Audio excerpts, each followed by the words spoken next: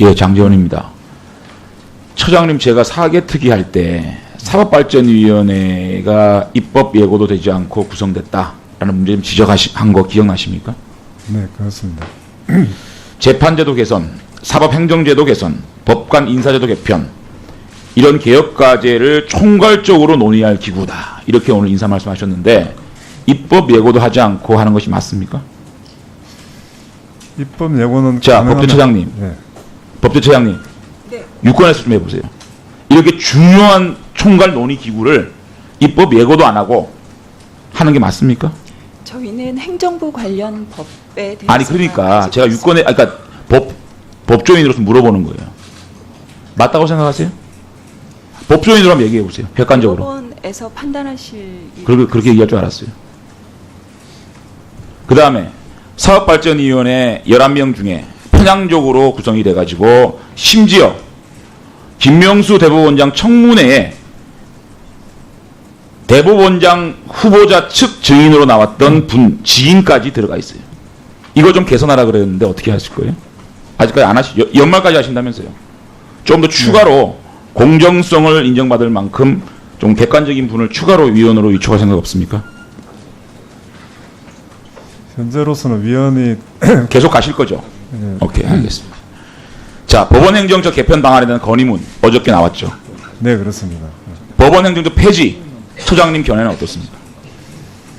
그 폐지 그 업무 자체를 분산시킨다는 의미고 그런 의미에서는 폐지라고 볼 수도 있겠습니다. 아니, 그러니까 이게 폐지가 아니에요. 지금 사법발전위원회에서 나온 안이 네.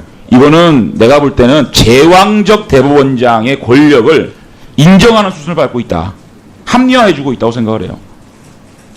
법원행정처 폐지, 개편의 취지가 뭡니까? 왜 국민들이 법원행정처를 개편하고 심지어 폐지하라는 얘기를 하는 것 같습니까? 취지를 얘기해 보세요. 그 법관들이 법원 행정처에 근무하면서 너무 자, 제가 알기로는 제왕적 대법원장의 권력을 견제하자. 왜? 대법원장이 법원 행정처를 통해서 무소불위의 권력을 행사하고 있으니까. 두 번째는 법원을 민주화하자. 법관들은 행정에 관여하지 말고 재판만 열심히 하라. 이거 아니겠어요? 네, 그런 점이 있습니다. 그 취지가 이번 발전위원회 행정처 개편 방안에 대한 건의문에 저는 전혀 미흡하다. 전혀 담기지 못했다. 자, 법원 행정처를 두 개로 쪼갭니다. 법원 사무처로. 법원 사무처는 또 법원 대법원장 직속이에요. 그리고 사법행정회의, 여기 의장이 누구죠? 여기 나온 건의문에 따르면 의장이 대법원장이죠. 네. 그 다음 위원들은 누굽니까? 법관들이에요. 뭐가 틀려졌죠? 사법행정회의 의장이 대법원장이고, 그 다음에 법원 사무처는 대법원장 직속이고, 뭐가 틀려졌죠? 그게 법관입니다. 대법원장이 의장이고, 여기에서 여러 가지를 논의를 한답니다. 뭐 인사권부터 시작해서 여러 논의를 한다?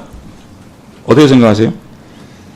이게 무슨 뭐 제왕적 대법원장 제도를 견제하고 법원을 민주화하고 재판에만 몰두하고, 그게 이런 안으로 구현이 되는 겁니까? 어떻게 생각하세요? 이 건의문에 대한 총평 한번 해보세요. 네, 행정회의라는 것은 위원회 형식이기 때문에 위원들 각자마다 자기 의견을 다양한 의견이 나올 수 있고 그에 집약된 의견이 그 결정이 되기 때문에. 법관이 왜 꼭 들어가야 됩니까? 심지어 민주당 안보다 태보단 아닙니다. 민주당은 사법행정위원회를 만들어서 물론 뭐 대법원장이 의장이지만 위원회 법관을 겸직하지 못하도록 하고 있습니다. 민주당 안보다도 이 퇴보된 민주당보다 미흡한 안을 이 무슨 발전위원회입니까? 사법발전위원회 이런 얘기를 하고 있어요. 근데 이게 뭐 개혁인 마냥 개혁인 것처럼 얘기를 하고 있어요. 어떻게 생각하세요? 그러니 그 위원회 형식을 하기 때문에 대법원장 혼자서 결정하는 건 좀 다르고. 그러니까 법원행정처장은 지금 그 사법발전위원회에서 나온 이 법원행정처 개편 방안에 대해서 동의하시는 거예요? 포괄적으로?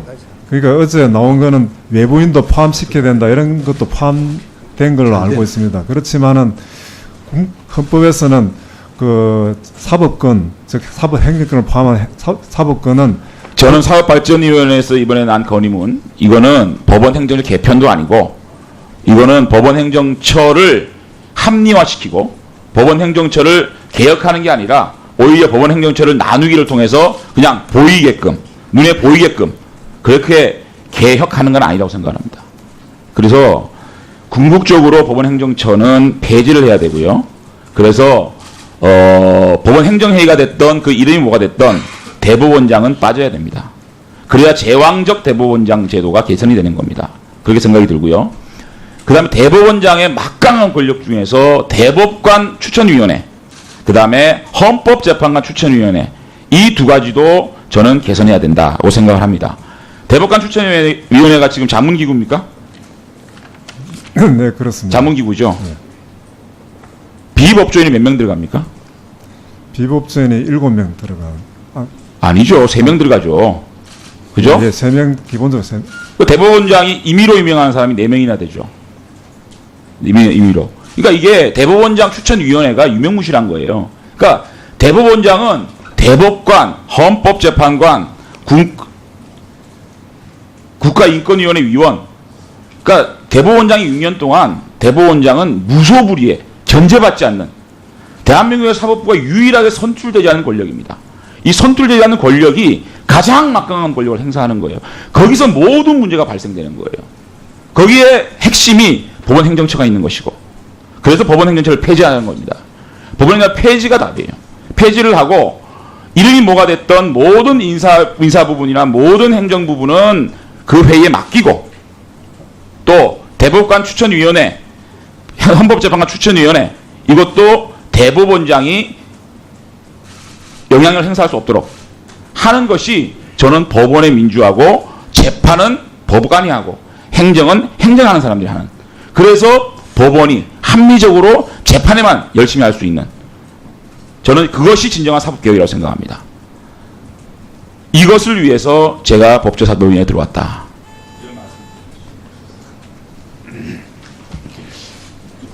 뭐 답변하실 게 있습니까?